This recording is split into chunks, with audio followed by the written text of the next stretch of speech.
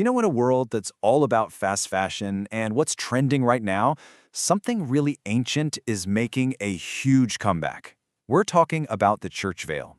It's a tradition that, for a lot of people, seemed to have totally vanished. But now it's showing up again, and it's mostly young women who are bringing it back. So what is going on here? Let's dive in. It really all starts with personal stories like this one. For women like Bernadette Patel, this isn't just about following some old-fashioned rule. She says it created a night and day change in her spiritual life. That's a pretty powerful reason, and it gets to the heart of why this practice is hitting home for a whole new generation.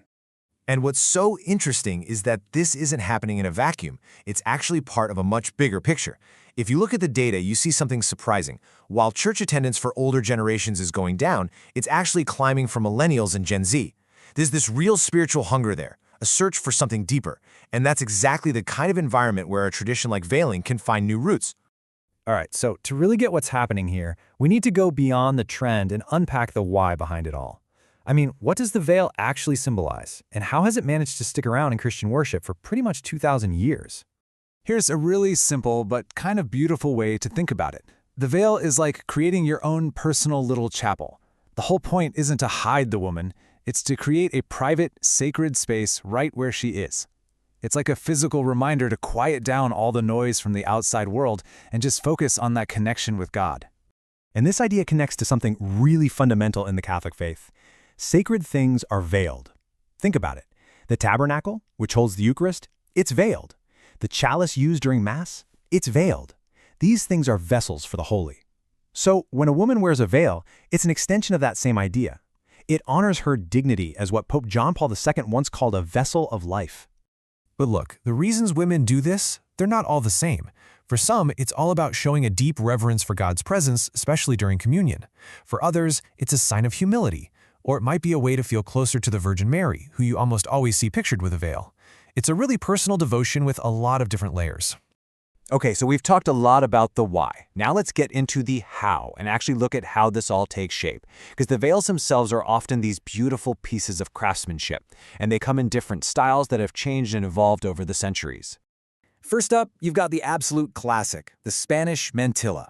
This is probably the one that pops into your head. It's usually long, made from really intricate, beautiful lace, and it has this signature scalloped edge that's designed to frame the face perfectly.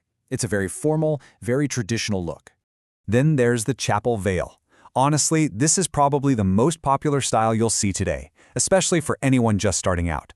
It's shorter, it's softer, and it comes in different shapes, like a D shape or a triangle. It's just a simple, more understated style that's really versatile. And then there's the infinity veil, which is just a perfect example of how this ancient tradition is adapting to modern life. It's basically a big loop of fabric. You can wear it around your neck like a scarf, and then when you walk into church, you just pull it up over your head. Super convenient, super practical. So you really have a whole range of options, from that formal mantilla to the really practical bonnet veil, which is great for moms trying to keep it on with little kids running around.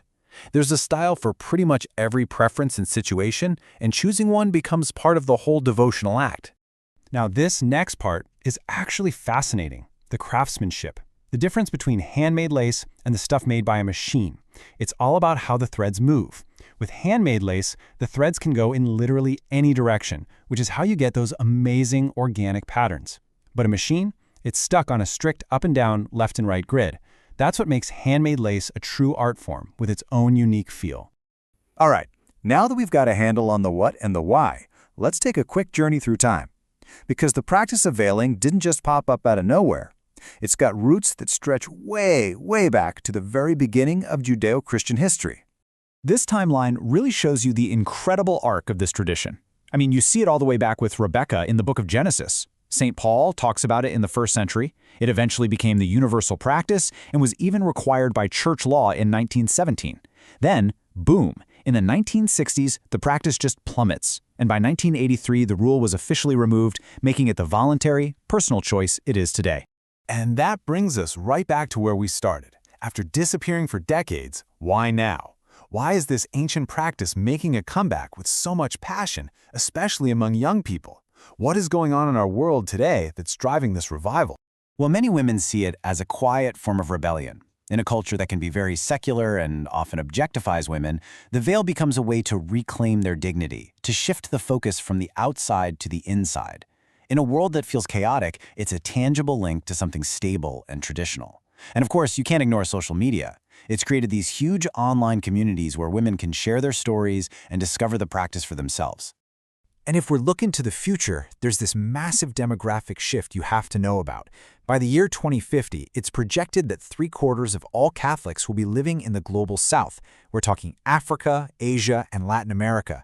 And in many of those places, the veiling tradition never really went away. As the heart of the church moves south, it's very likely those traditions will have a bigger and bigger influence everywhere else. So it all leaves us with this one big question. In our hyper-modern, super-digital world, what is it that gives an ancient symbol like this brand new power? Maybe it's not about going backward at all. Maybe in a world of screens and noise, a tangible symbol that connects us to beauty, to reverence, and to a 2,000-year-old story, maybe that's more relevant now than ever before.